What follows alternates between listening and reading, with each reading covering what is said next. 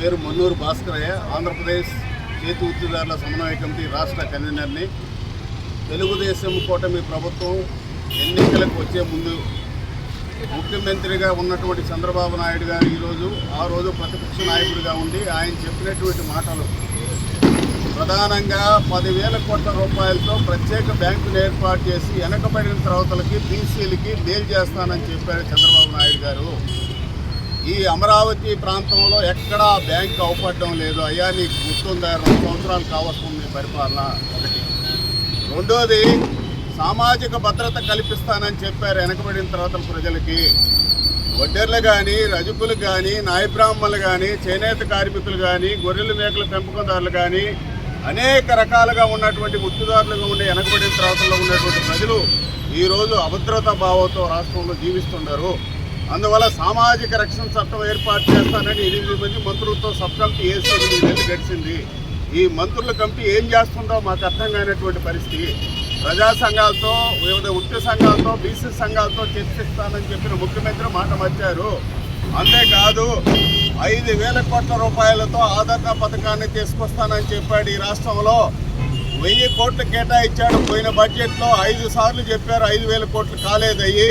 ఒక్క రూపాయి కూడా ఖర్చు పెట్టినటువంటి దాఖలాలు లేవు వృత్తిదారులకి. అంతేకాదు వడ్డెర వృత్తిదారుల్లో ఉన్నటువంటి వృత్తిదారులకి సీనరీస్ పైన పూర్తిగా ఛార్జీలు ప్రభుత్వమే భరాయించి ఆడున్నటువంటి క్వారీల్లో నేనే కాంట్రాక్ట్లు ఇప్పించేదానికి చొరవ చూపిస్తానని చెప్పారు ముఖ్యమంత్రి. ఒక్క మాట కూడా చెప్పిన మాట నెరవేర్చలేదు ఇప్పటి వరకు.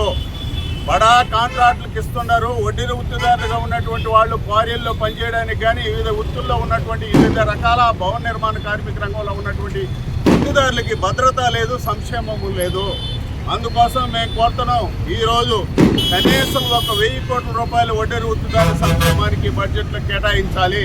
సామాజిక భద్రత కల్పించేందుకు వెనకబడిన తరగతుల ప్రజలందరికీ సామాజిక రక్షణ చట్టం, ఎస్సీ ఎస్టీ అట్రాసిటీ లాగా ఒక చట్టాన్ని తీసుకురావాలి.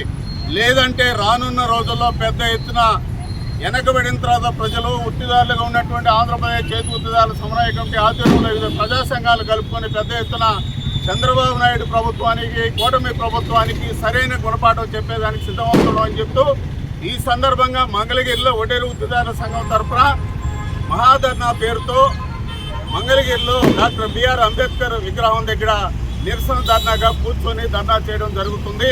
మిత్రులారా, ప్రభుత్వం మేము కోరినటువంటి, వాళ్ళు చెప్పినటువంటి డిమాండ్ కూడా నెరవేర్చకపోతే రానున్న రోజుల్లో పెద్ద ఎత్తున ఆందోళనకు సిద్ధమవుతామని చెప్పి ఈ సందర్భంగా తెలియజేస్తాం.